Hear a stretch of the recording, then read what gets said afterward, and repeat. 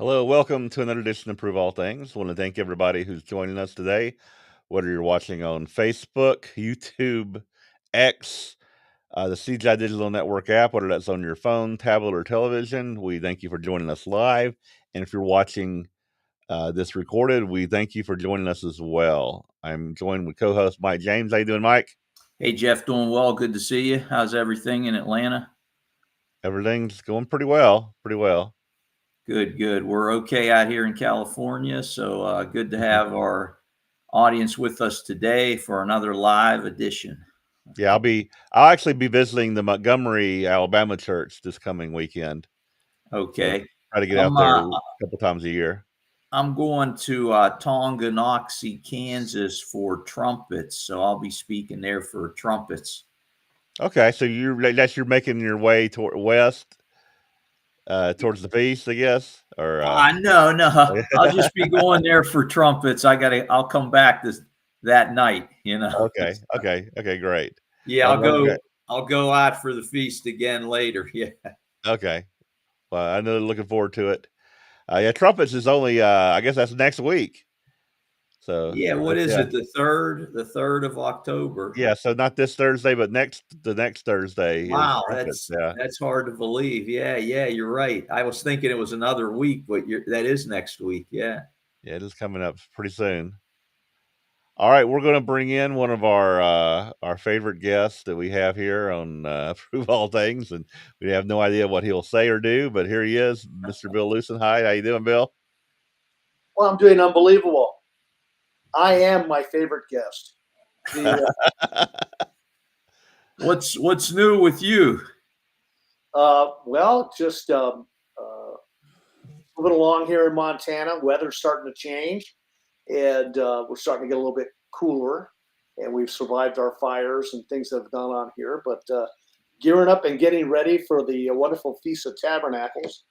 I'll be speaking in the West Yellowstone United Church of God West feast site. Mm-hmm. It'll be a late feast. Anybody who's coming there to Montana in late October, make sure you bring your overcoat and your thermal underwear. It's going to be cool. But we're right on the edge of Yellowstone Park. Looking forward again to see all the bison and all the beautiful animals that are available at Yellowstone. So. Gotcha. Is that is going to be in a hotel? Little convention center that they've rented. Okay. Yeah. Mm-hmm. How far is that from your house? Again, it's a few hundred miles. Just a few hundred miles. Okay, well, it's not too bad. Not too bad. I forget that's a big state you live in. In Montana time, you don't say how many miles. You say how many hours. Okay, it's 4 hours to get there or whatever it is. Mm-hmm. Up until fairly recently, there were no speed limits on the major interstates and highways and all that. And even now, it's still at 80 miles per hour posted, which means everybody's going about 90. So you go by hours, not by miles. And I know Mike oftentimes has to go from his house to Pasadena for church. I think I can get halfway across the state as fast as Mike gets to Pasadena from 20 miles away. I don't think so. It's more like 40 miles. I know how that 210 freeway can be, and the 91 and all the. I do not miss the freeways of Southern California. I was raised in Southern California. My ancestors were original settlers here in Montana, 1883, before even a state. So I had the heritage here, but I don't miss that Southern California traffic. No way. And Atlanta traffic, Jeff, it's not much better. Not much better at all. No, it's the thing with Atlanta is they're continually building new roads to try to catch up with the traffic, and they never will. They'll never catch up with there'll never be enough lanes. No, well, what happens is when they build, and the same thing happened, Mike, with the 210. For a little while, for a couple months, it's wide open, and then all of a sudden, developers will go and just fill that gap and build more houses, and it'll just fill up again. And it's like chasing your tail, like a dog chasing your tail. There never will be enough roads. And I know They're trying to build through the Cajon Pass and put a train through the Cajon Pass. It's not going to help. It'll help for about 3 months. And, Yeah. and nature hates a vacuum. That's one of the principles of physics, right? Hmm. Same thing happens with that. But I shouldn't even talk about how nice Montana is because I don't want any of you moving here. Try to keep people out. All right. Well, in spite of my heritage, again, pioneers before this was even a state. And Hmm. my mother was born in Butte, Montana. My grandfather, Anaconda. Great grandfather came here to Helena. I have to always give that disclaimer to the locals because they go, "You grew up in Southern California. You're not going to be bringing any of that crud here now, are you?" No, no, no, no, no, no, no. I'm okay. I'm all in. So there's a great prejudice against California people in Montana. There's no doubt about that. Wow.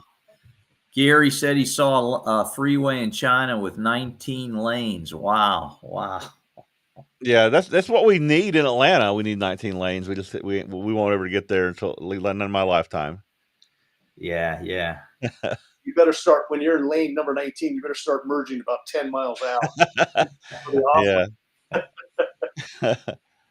Actually, I saw a video. It wasn't China, but it was over there in Asia where it was so bad merging. The lady got out of her car, like the passenger seat, and got in front of the other car and and put herself in front of it so that her husband could merge in front of the car.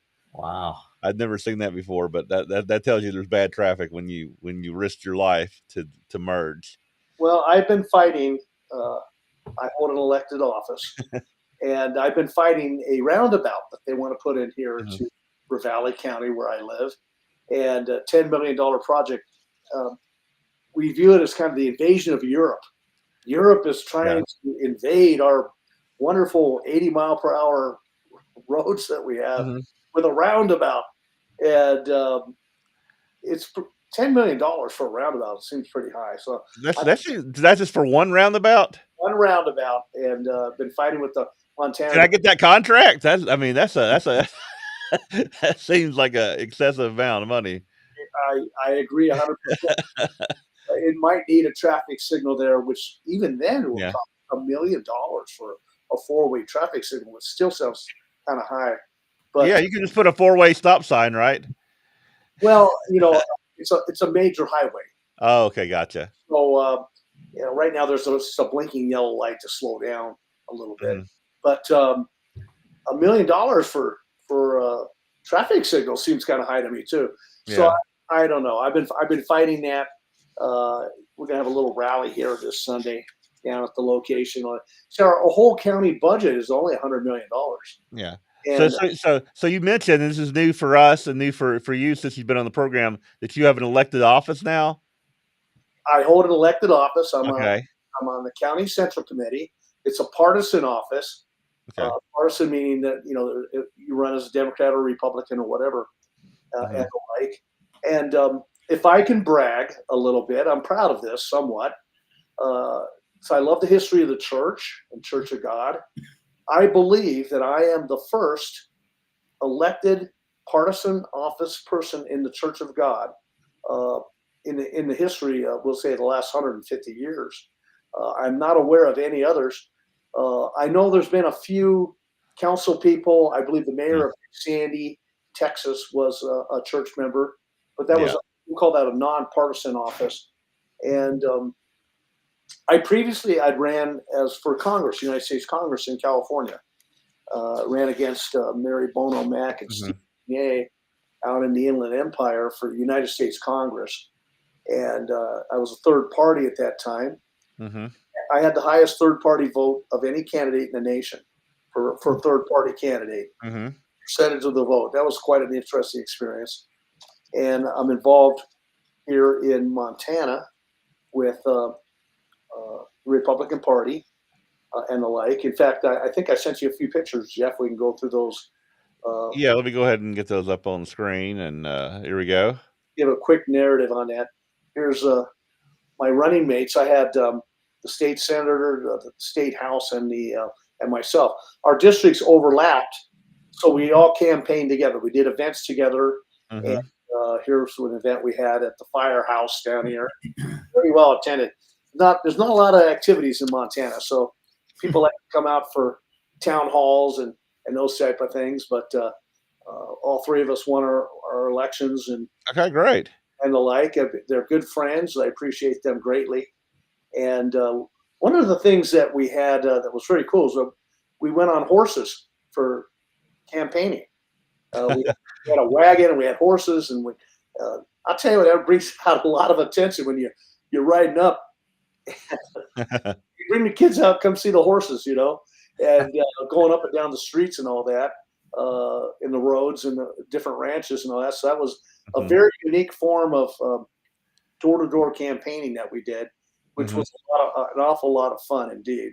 And of course, we did all the other type of mailers and phone calling and phone and all that, but and town halls, which again are generally pretty well attended here in Montana because we don't have Disneyland or Magic Mountain or all that. It's like, hey, let's go to the firehouse and come see the guys running for office. So again, very, very good experience on that. What motivated you to run, Bill? Ravalli County in Montana is called the last good place. And Ravalli County is the last good place of the last good place. So I'm digging my heels in. There's nowhere to run. I have to ensure that our community stays strong, stays moral, stays on track. You got to get in there and be involved with that, and you can make a difference. You really can make a difference in influence and being an example and the like. Now, of course, as a Christian, as a Sabbath-keeping Christian and the like, it's an opportunity to be in public and let your light shine. I have never once ever backed away from my belief system. I'm very quite open and honest about it. And I'm respected for it completely. I am a Sabbath keeper. I don't eat pork. They've had a couple barbecues. I'm not getting the pulled pork sandwich, right? And people notice, people ask. And so, again, if you speak with the confidence of God, not that I'm God, but, if you speak with confidence, people accept that and the like. So I view it as a form of preaching the gospel, if you will, by getting involved in the community and being seen by other people. I'm on a forum with 3,000 other people here locally, writing about lots of different topics, Christian topics, even topics of the day, abortion, what's going on in the world and our morality and all that. So for me, I'm a very sanguine, outgoing person, but I like to serve my community, and I think it's totally proper that Christians be involved in public service of any type. I do. And if we'll scroll along through I got about four or five pictures. All right. And I just want to say, there's a comment about your hat. I think Rob says looks like Mike Huckabee with the hat. So. Yeah, you just it's a different dress standard here. I'll speak about that too with a picture down the road here. But hey, it's cowboy hats and belt buckles, and there was my election result. I won 64% to 36% over my opponent there, and so Republican against Republican. The only way a Democrat can never win in Ravalli County. Yeah, we're about the reddest county in the reddest state, and Democrats don't even run for office.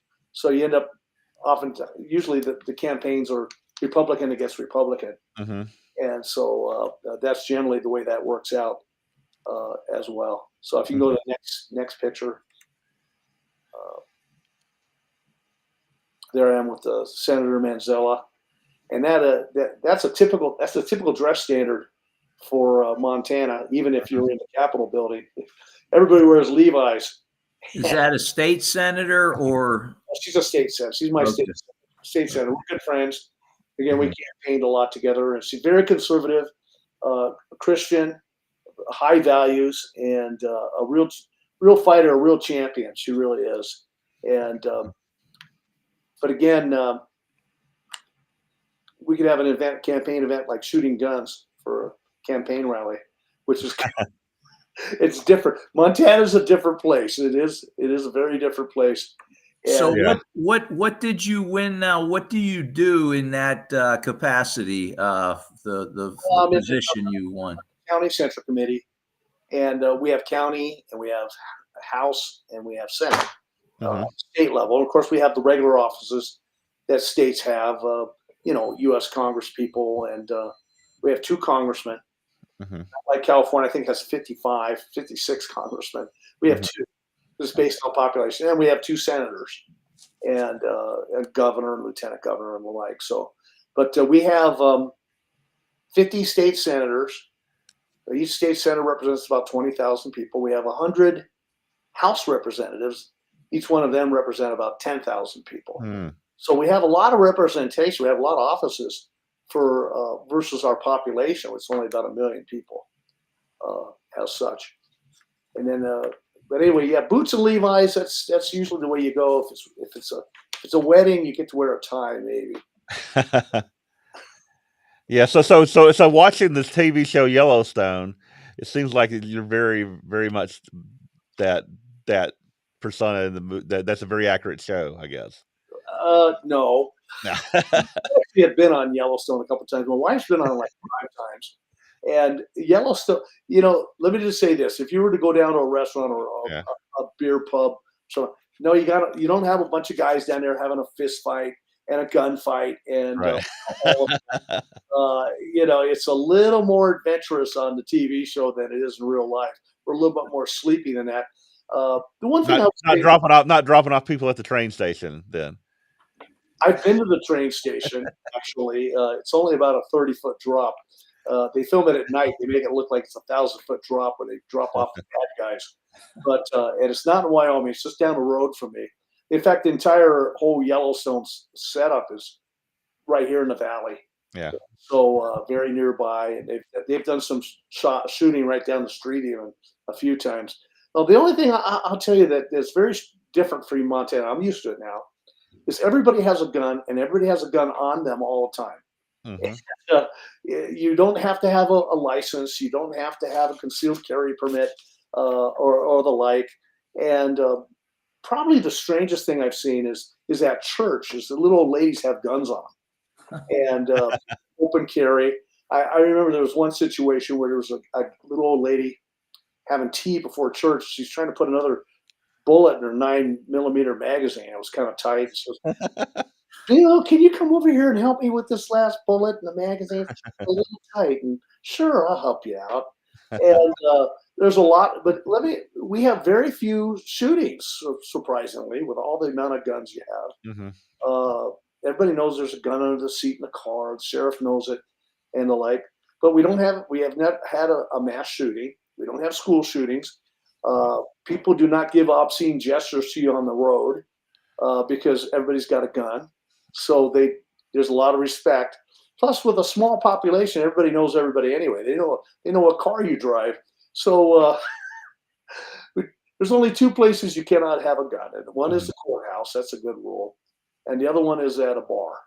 And those are good rules. You don't want guys that are drinking. And again, it's an adjustment. You're in Home Depot and somebody has a gun on, and at first it feels kind of weird, but no, I'm totally used to it, and it's different.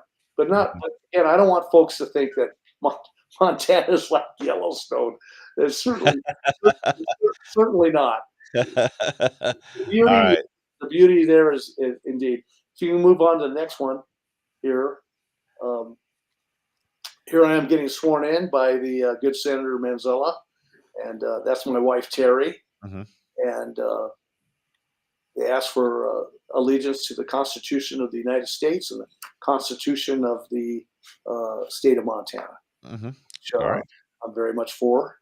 And then the next, here I'm testifying to the state senators in Helena, the capital, Mhm. about some election problems that have gone on and the like. That's one of my duties is to go and just be involved in different issues, and that's one of the issues. So I've had the opportunity to address our state senators on different topics. I'll be addressing the county commissioners about the roundabout that we talked about Mm-hmm. here on Monday. I'll be doing that, and again, another opportunity You know to. what? The roundabout. You need to come out to here in Georgia. We started putting roundabouts in, and I used to hate them until I started using them. And I tell you what, a roundabout is like so much better than a traffic stop.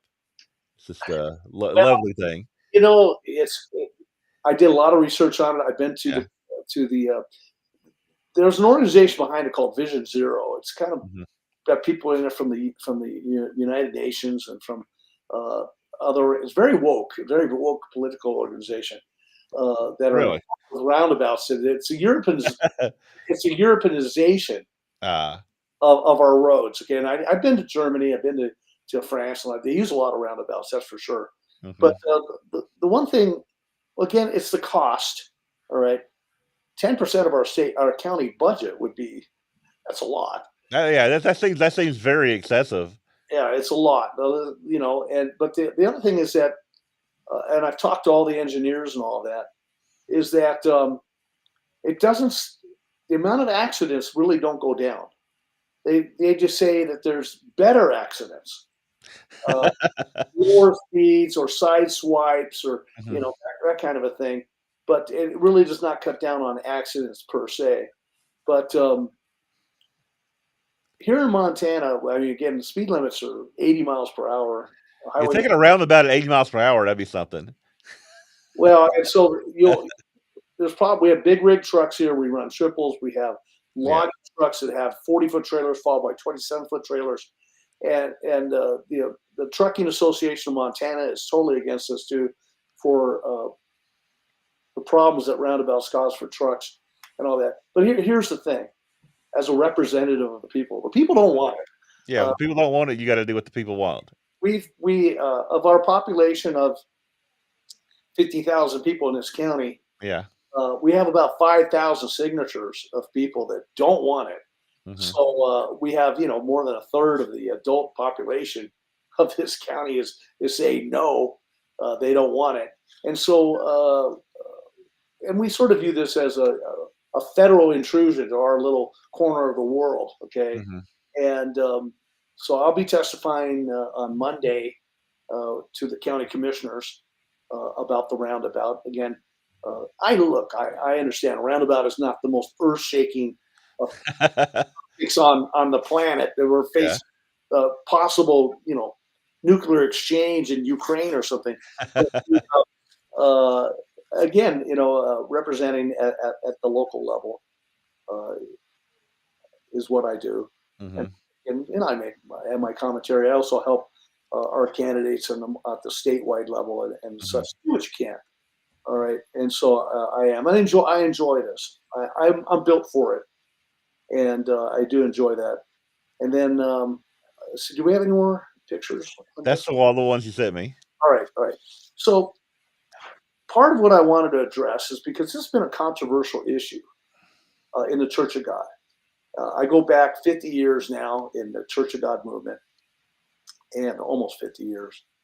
And voting and political involvement in the worldwide Church of God was absolutely taboo. I think it would probably get you out of the church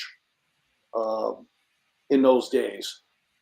Church of God Seventh Day, I talked to Calvin Burrell in the past, who's the president of the Church of God Seventh Day. He encouraged the idea of political involvement in voting. United Church of God and Church of God Worldwide Association Mm-hmm. frown upon involvement. The idea is that we are ambassadors for the kingdom of God.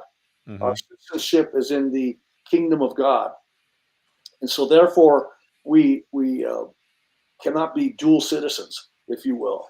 Mm-hmm. I do agree, or we do have a citizenship in the kingdom of God for sure, no doubt. The idea, though, I've read the doctrinal statements again for Koga and the United Church of God, very similar, is that voting's not a sin, but don't do it. Do they actually say not to vote? No, you have a lot of concept that against it, but Yeah. there's a little disclaimer at the end. It'll say, well, although voting is not a sin, all right. Mm-hmm. There's a lot of closeted voting that goes on in the church Yeah. there, even amongst elders I know who have told me so. But Yeah. here's the thing, though: the idea of being an elder and holding political office is not allowed. It's just Mm-hmm. simply not be allowed in those two organizations as such. So I'm kind of a renegade in a way. Uh, I'm not trying to be in your face about this at all. Uh, Yeah. I am not involved in politics for any kind of statement towards the church or Mm-hmm. anything like that. I'm gifted in the area. Uh, I find I have some traction and ability and education and background for it, and I enjoy doing it. Mm-hmm. So it's my gift that I'm expressing. So it's not a statement. I'm not trying to be a rebel rouser or something like that. And I'll just say this: look, I'm no fool. Mm-hmm.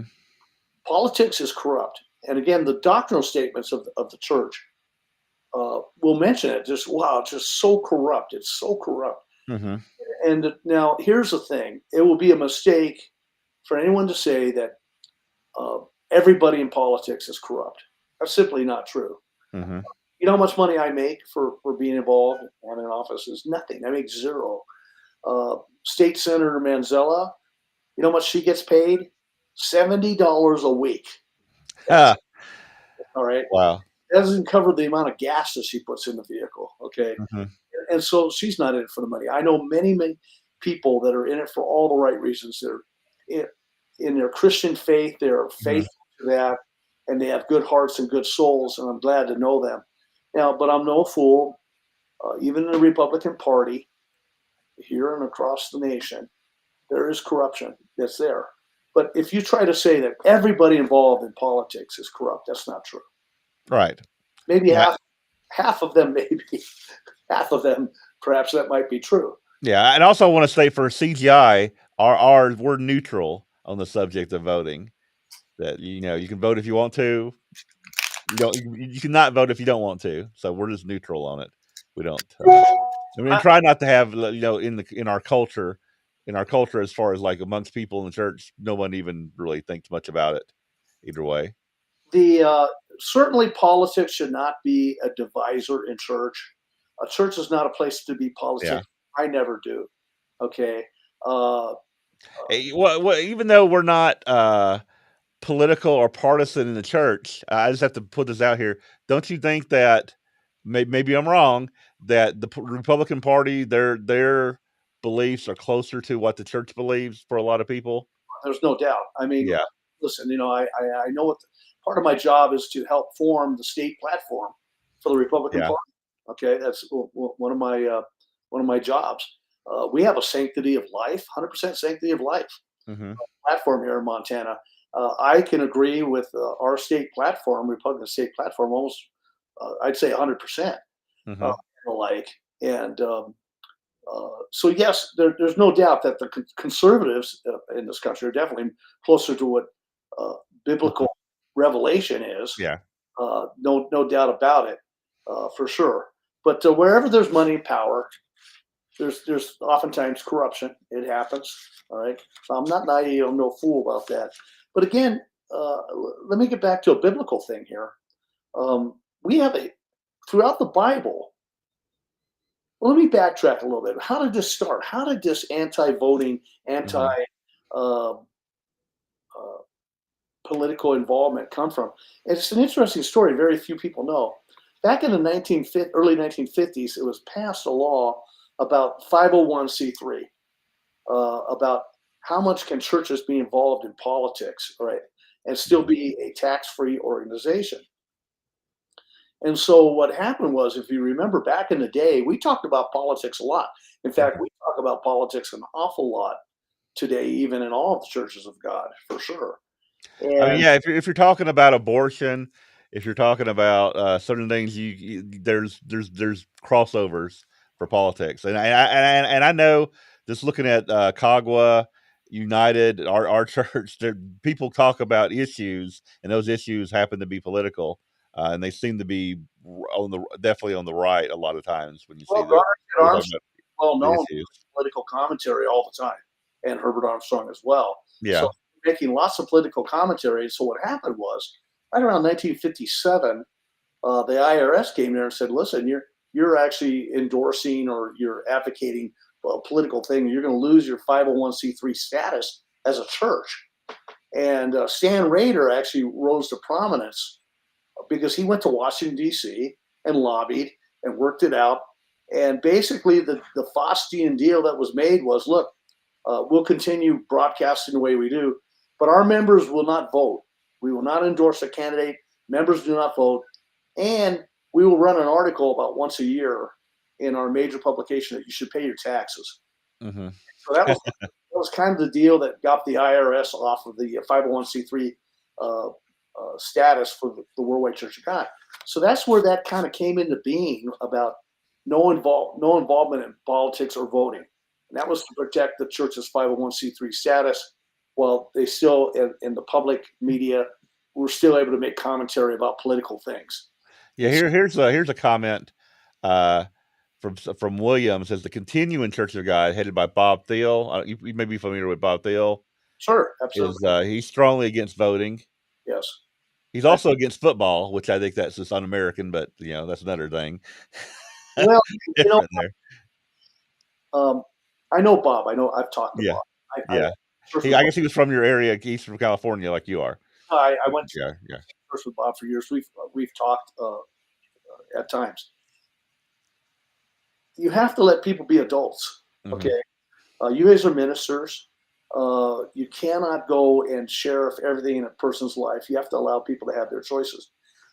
Is football dangerous? Certainly. Yeah. Of course. I have a fantasy football team with quarterbacks, and they're always getting injured and hurt, and I get mad because then I have to replace them on my roster. And it's a dangerous sport. But is it the church's is the church's job to be mommy and daddy about everything? Should you say, well, we don't think people should be rock climbing. We don't think people should be hang gliding. We don't think people should be private pilots. Where does this end? Okay. Yeah. And look, there's a place for wisdom and advice, but to play this parental role of trying to protect the brethren from themselves about everything.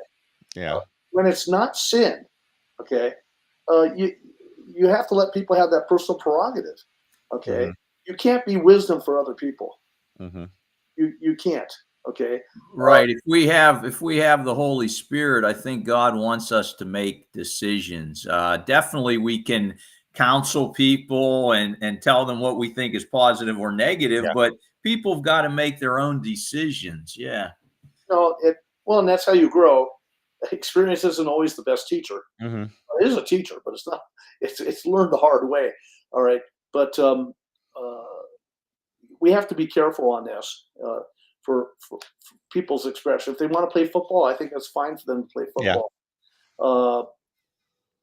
I don't know what to say on that. Here's the thing that's interesting about an organization like Koga United. They actually use voting to decide who their leaders are going to be. All right, they actually have a convention, and they have the elders are the voting members, and they vote for who's going to be on the council. The council votes for who's going to be on the chairman. So they use voting. We can't say that voting is wrong. Look, even if you remember, they needed to have Matthias that was going to replace Judas, right? And that was put forth by the people. The people, in effect, put forth the names, and of course, there were lots drawn on that, but the people put forth the candidates. Isn't that interesting? In fact, I'll go here a little bit into some biblical examples of what we see as far as public service. Yeah. I want to bring up what Rob has to say real quick to see what you think about this. He says, I've heard it said that if we vote, we may be voting against the candidate that God may want in office. What do you think about that? Does God control everything? Yeah. All right. Or does he allow us certain avenues? Okay.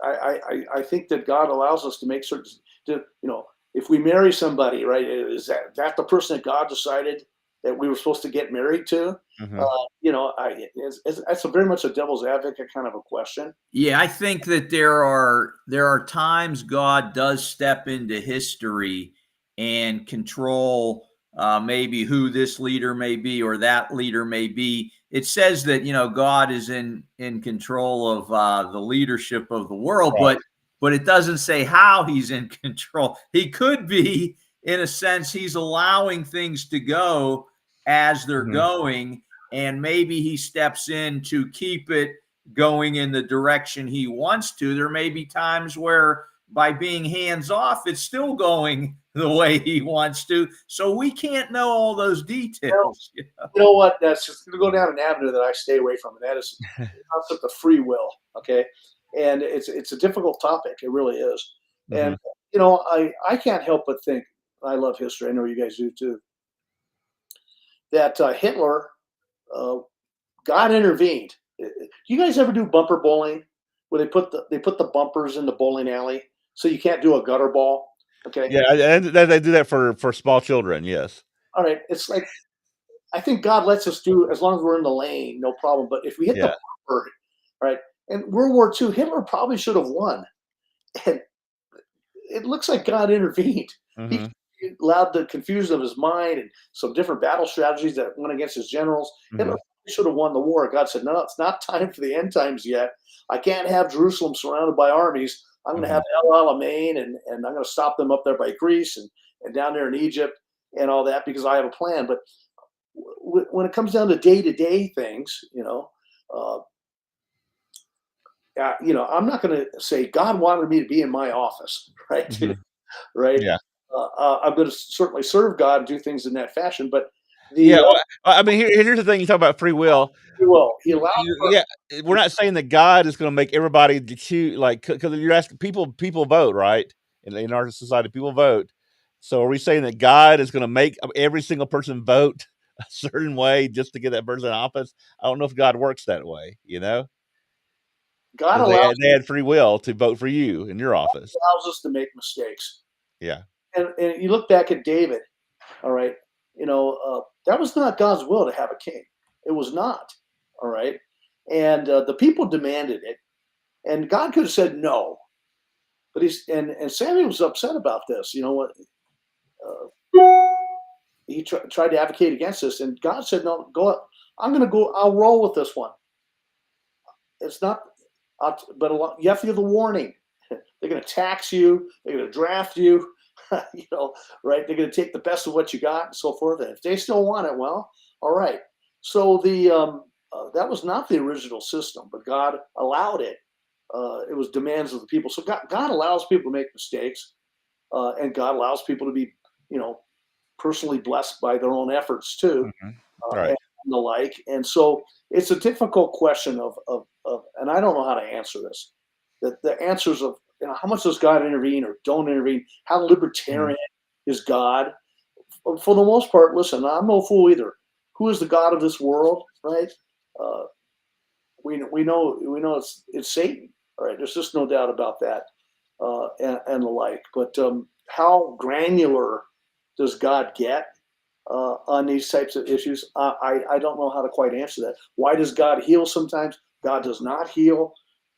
These are mysteries that are a couple pay grades above my understanding, for sure. But yeah, I think everybody's should answer that way, that we don't have every answer to every question pertaining to free will or anything for that matter, prophecy and things of that nature.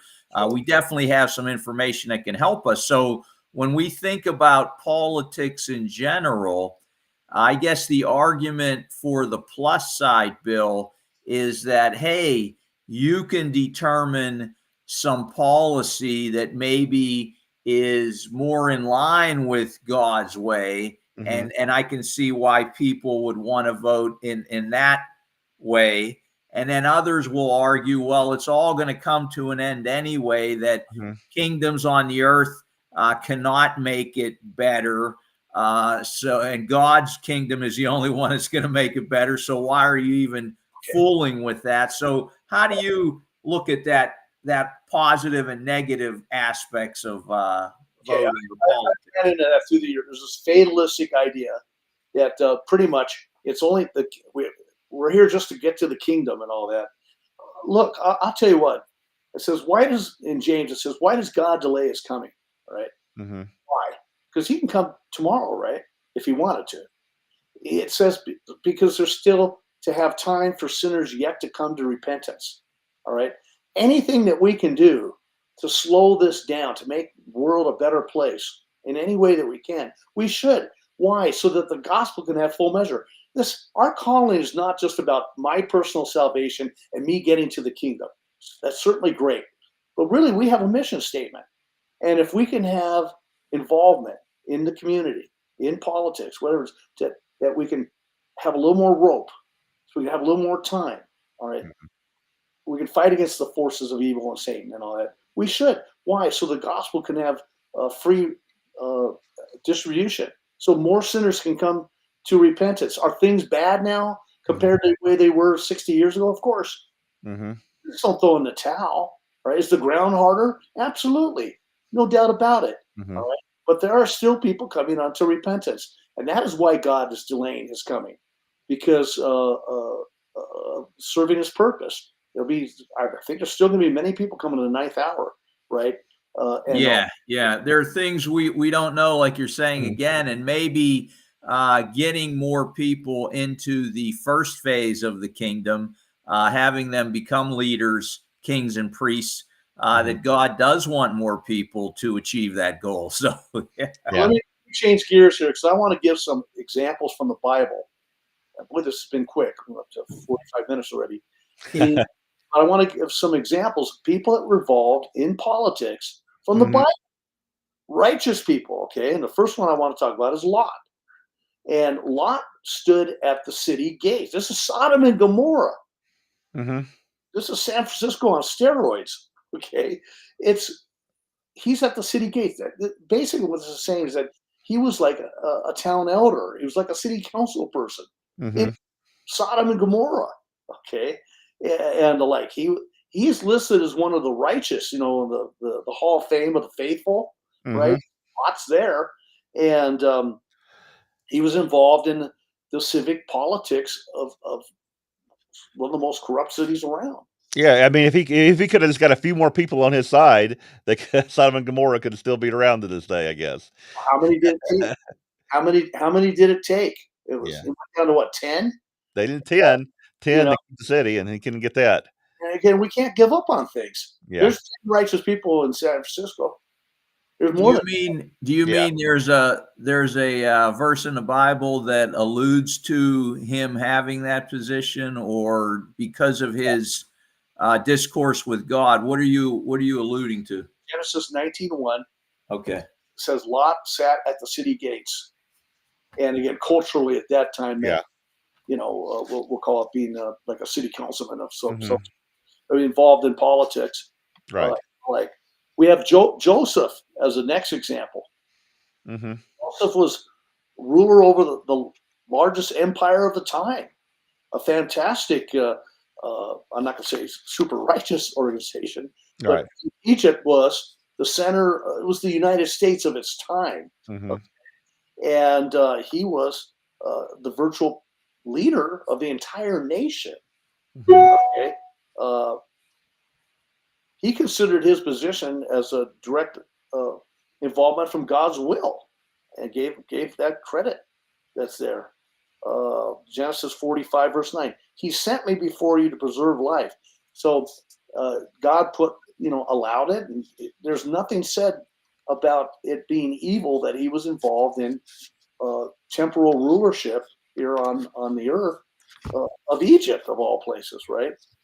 Yeah, that's a good point with Joseph, because there was a plan that God was working out with Joseph, no doubt. So he had to get into that position to have the opportunity to help his family. Without that position that he had, that would have never transpired. So that's an interesting one. Yeah.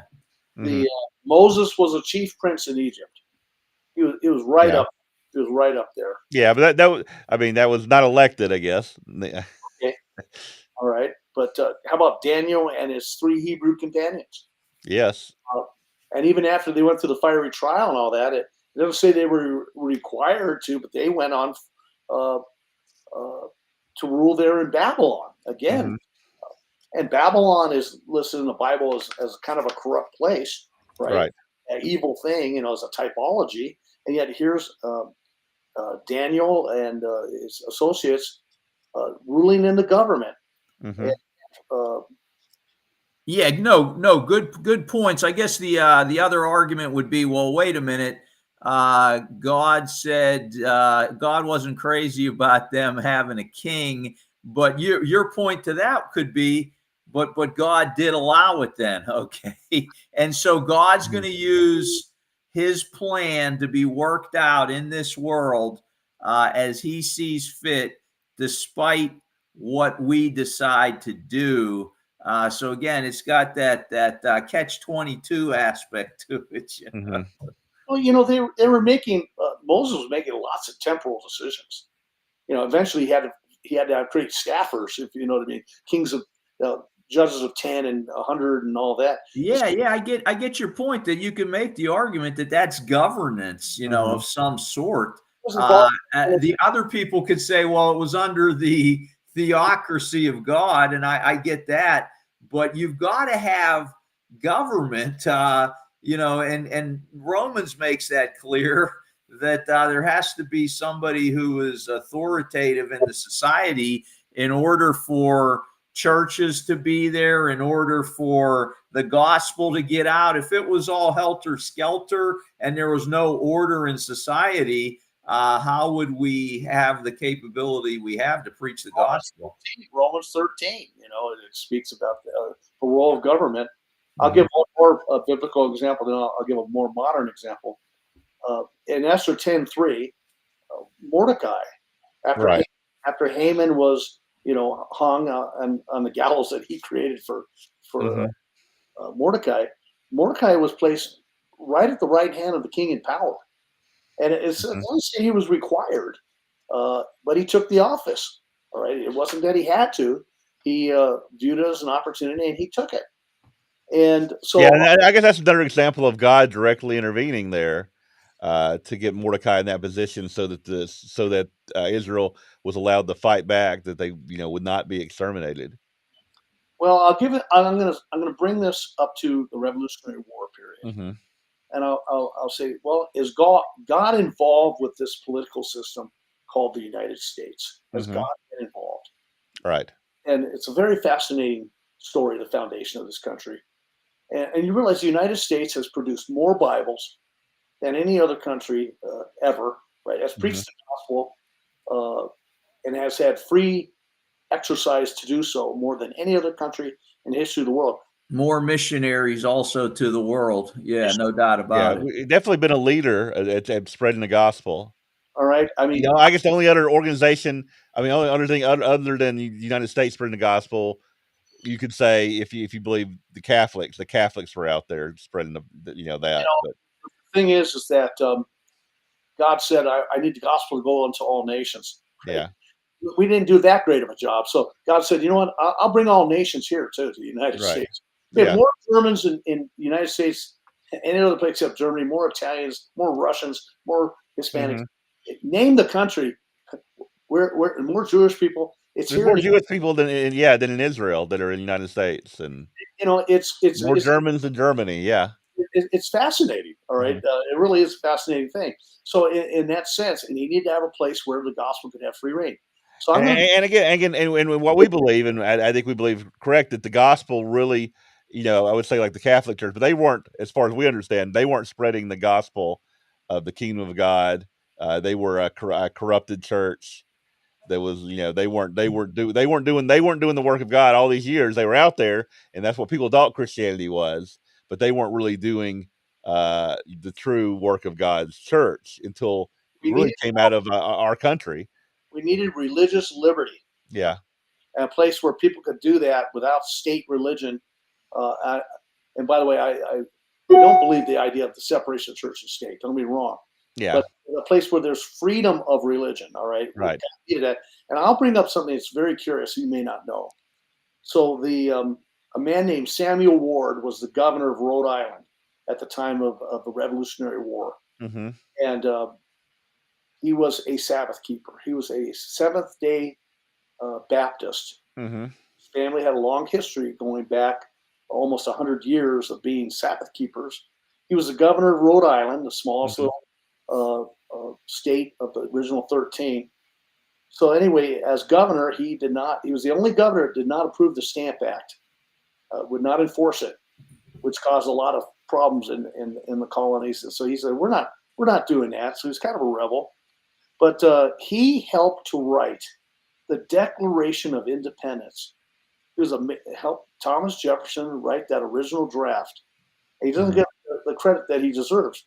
But Sabbath keepers were right there in the foundational document of Mhm. the United States, the Declaration of Independence. They put their name on the line uh, of their monetary resources and their even potentially being arrested or killed and all that. We had a Sabbath keeper, Yeah, and I think other countries around the world until the United States, it was probably very hard being a Sabbath keeper, when you weren't the majority of Christianity.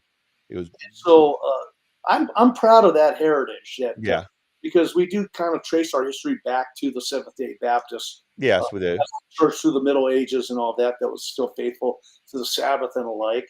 Uh, and so here we had a Sabbatarian right there at the foundational beginnings of our country. Mhm.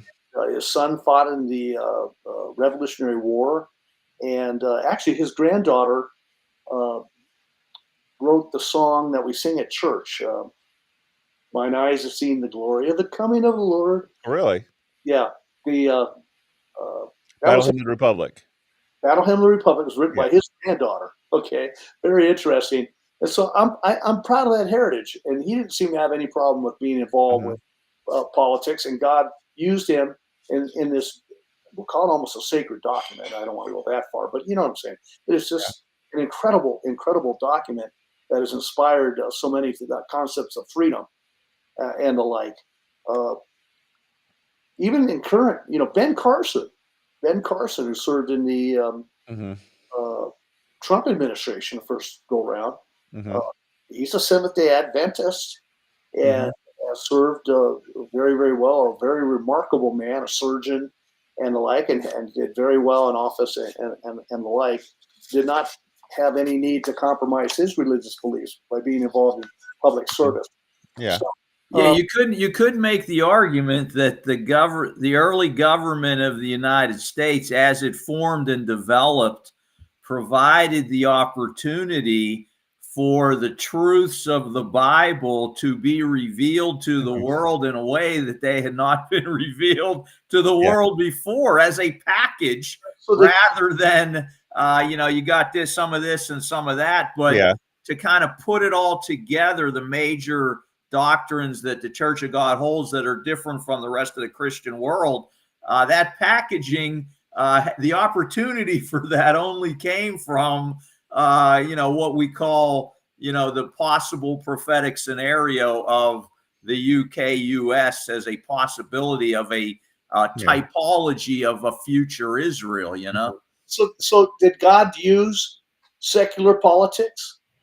Oh, yeah, he can use Yeah. anything. Sure, Yeah. sure. Yeah, I mean, I think if you look back at it, you cannot deny that God's hand in the United States and our formation and our freedoms that we have because of what it has done for the gospel. You can't deny that. No, Yeah, you yeah. can't really separate it.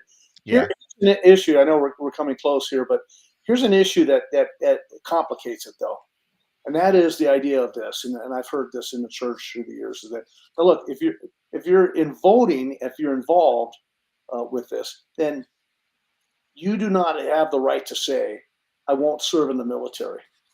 Historically, we've been what's called a peace church, to where, in other words, we will not be involved in military action. And that Mhm. if you're voting and you're involved with secular government, that then therefore now it's incumbent upon you. You don't have the right to say, "I won't go." All right.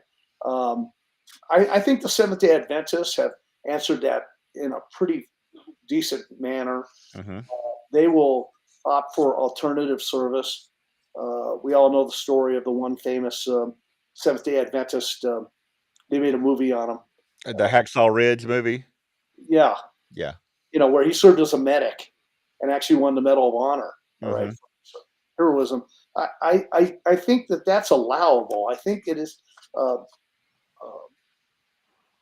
within our. I don't think that's a good enough excuse to say we can't be involved in the political Yeah. arena because of the potential of military service and so forth. I don't think there's anything evil or wrong with alternative service as Mhm. far as being a medic or something like that. Again, this can get very complicated because I mean, hey, uh, if you're working for UPS, right? You know, are you delivering military supplies, right? You know, how involved are we in the world? You're going to go nuts on this issue. I'm a mutual fund manager. Okay, the there's a lot of companies that we're doing business with and so forth. That's not 100% kosher. All right, so we're of the world, but not a part of it. Okay, and it can get very complex. You know how much we want to define that. I'll just say this: I will not compromise in my office any of my religious beliefs ever. Okay, Mhm. that will not happen on my behalf. And there's other Right. people who, again, of their faith within their faith, they are not going to compromise Mhm. their positions as well. In that, I know several of them very, very well, and they are strong Christians, not necessarily of our particular faith, but they are committed to very strong biblical principles, and they're not going to compromise on that. So Mhm. I don't think that's a good argument to say that you can't vote because of the potential that you may have to do military service. Um, I personally do not believe it's wrong for first people to be firemen and policemen if they decide to go on that career path. Mhm. That's another controversial issue within the Sabbath keeping community, uh, Yeah. whether or not they should have that ability to do that or not. The thing is, somebody breaks into my house, you know, I've got a 9 millimeter in the drawer. I'm not going to have my wife raped or something, right? So, how much are we allowed to, in effect, uh, use uh, force? That's really the question about for a lot of different issues. How Mhm. much? Yeah, you're How get much you're expanding the topic of conversation now. You know, there definitely is a scripture, I forget where in the Old Testament, talking about security that was around for some purpose. I forget if it was on a Sabbath or what was going on. But that's a whole other topic of discussion that relates oh, to government and everything, you know. Mhm. it Um, does. And because if you look at that question, you know, if you have the police by the ready when there is an emergency, if it occurs at a particular time, you know, evil will still do evil whenever. So Mhm. can you stop evil from doing evil if it occurred on a Sabbath day? That, you know, you would have someone who would be there to protect you from that evil. So again, that's an interesting conversation. Yeah. well, again, it's um, as Christians. I don't want to sound cynical here. We are not guaranteed charm lives. I've known people that become converted, come into church, and they're surprised that there's still a lot of evil in their life, right? Whether they are personally doing it to themselves or it just happens to them, time and chance, that type of thing. We are not living charmed lives. There's no doubt about that. All right, people die. People in the faith that have died. Wonderful people that I've known have died. Okay, Mhm. and we don't have charmed lives. And so, how do we deal with again these carnal issues of how much are we involved or not involved uh, Mhm. in the world? Part of this is, and I've had to do this, and I do it often. Mhm. You got to pray a lot about it. You got to pray a lot about. You got to meditate on it. You got Mhm. to think about it. I think God is fascinated to see how that process goes on in our souls. He learns about us. I know with children, Mhm. I got 3 boys, adults now, but it was fascinating watching them make decisions. And they'd ask, "Go, is this the right thing?" I go, "Well, no, do what you want. I'm just real interested in seeing how you think." And so we have these conundrums. And I think God is fascinated to see how each of us handle that. All right, how we handle this conundrums that are there. Uh, being part earthly and part heavenly, if you will, right? And we resolve it. And the Bible does not always give clear answers to all of it. And Mhm. I don't think it's necessary for the church to be the authority figure and play daddy to answer all these questions for Mhm. people of every issue in their life. Like what color car they should have. Yeah. Yeah, Yeah. To your point, there's something bigger going on down here than we can completely imagine. And Mhm. to your point of him looking to see what decisions we make, I do really believe that has a lot to do with things down the road and what we become and what we may be doing down the road. Yeah. Mhm. I'll just say this: my involvement in politics, both when I ran for Congress, I was actually on the board of the National Constitution Party, the entire executive board for the whole country. And the people I got to meet and the experience that I had, the things that I've learned, and the same thing currently in office since June, and then campaigning and the like, and meeting thousands of people, talking to thousands of people. The education has been priceless, absolutely priceless. The ability to speak about my faith has been wonderful. All right. And I've had no resistance in that area of doing that. And so I got the sun getting me. Anyway, uh, for me, the experience has been priceless. The development, the things that look, everything is temporal in the end, right? Everything is temporal in the end. The earth is going to be burned up, Mhm. recreated at some point in time. So everything is dust, right? Ultimately, but what I've been able to learn about government, but I've been able to learn about dealing with people, dealing with Mhm. adversaries, even has been priceless for my development for what God can possibly use me for in the kingdom of God. Okay, as far as personal development. And I think no matter who we are, we should strive for personal development to improve ourselves, to be useful for God, for whatever office He has for us in the kingdom of God. Mhm. Certainly, I'm not advocating everybody get involved in politics. Right? It's a tough game. I'm built for it. I've got the Mhm. background for it. I'm a natural at it. But whatever talents that we've been given, right, we should develop for the sake of God.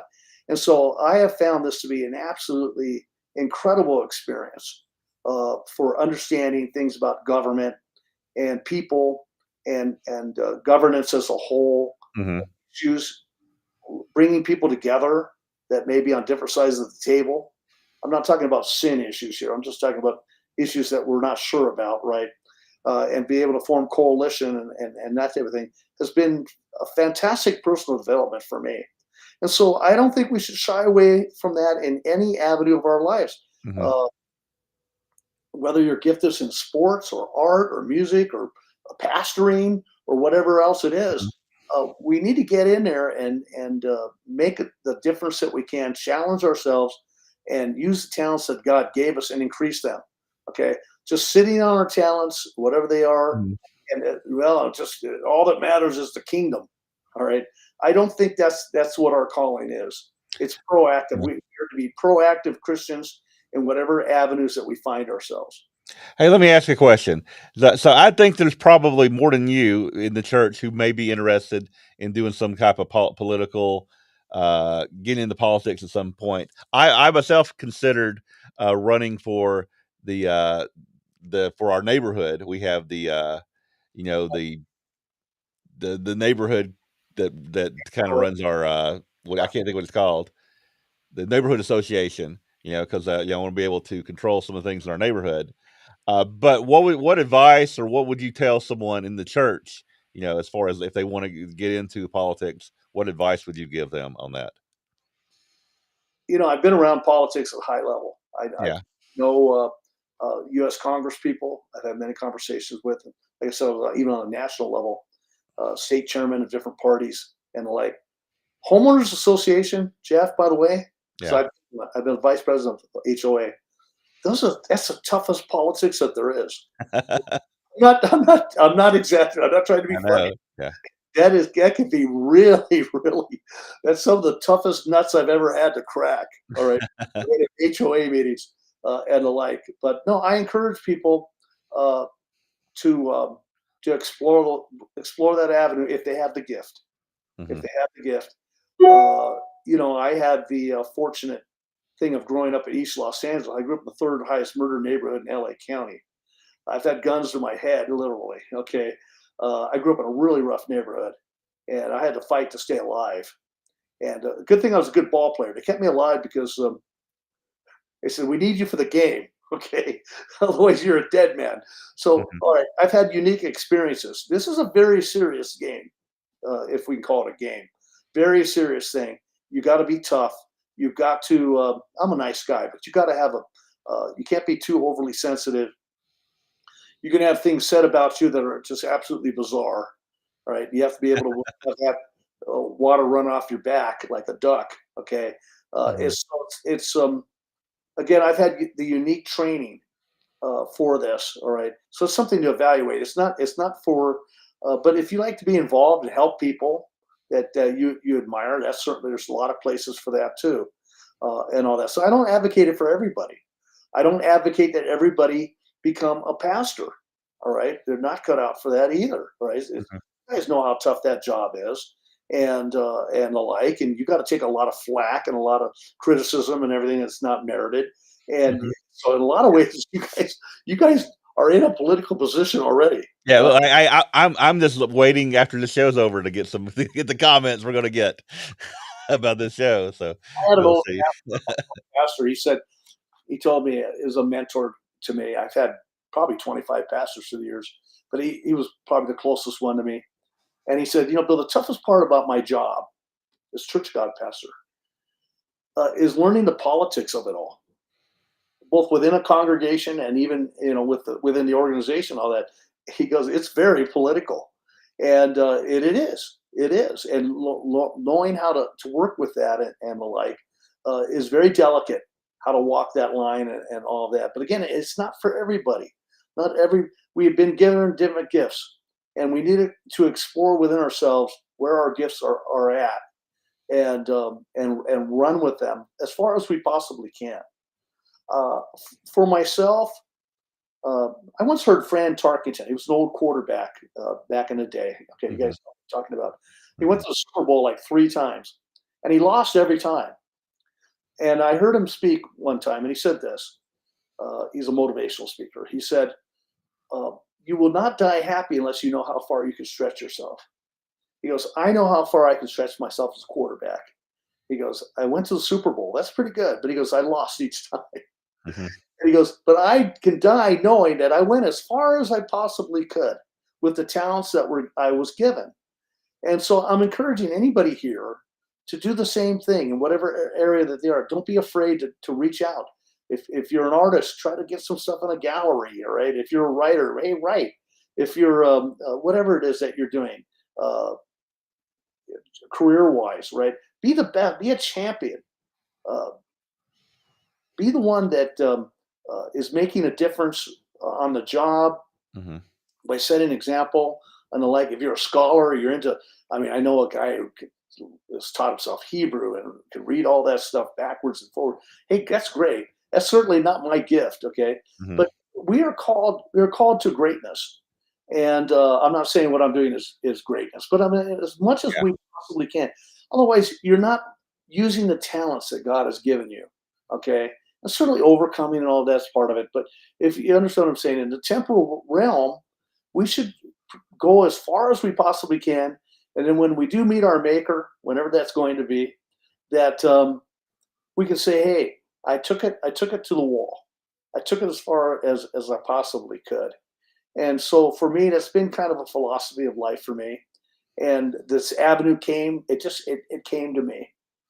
It was not something. I won't go into all the details, but the door opened, and I walked through that door. And so I'm going to encourage people, whatever doors that are opening in your life, you've got to go through them. And sometimes they're very, very scary. Okay. And we all have a fear of the unknown. There's a lot of unknown when we do these things, no matter what field we're talking about. All right. But if the door opens, the opportunity's there, take it. And that way, again, you can say, "Hey, I took life as far as I possibly could." Whatever avenue that it is. Uh, let's be champions. Okay. All right. Well, thank you for that, Bill. We appreciate you joining us on this week's program. Definitely covered a lot of interesting information and thoughts and things to think about. Again, just to be clear, we in CGI we don't support any political parties, and we do not tell you what to do or not do as far as vote or not vote. We don't. We're just talking to Bill to get his ideas and opinions about it, and this is what we've done today. Just make that clear, because I know some people may look at it a different way. Vote for me. I was kidding. All right. So again, thank you for joining us, and we will see everybody again next week on another edition of Prove All Things. So goodbye, everyone. All right, everybody.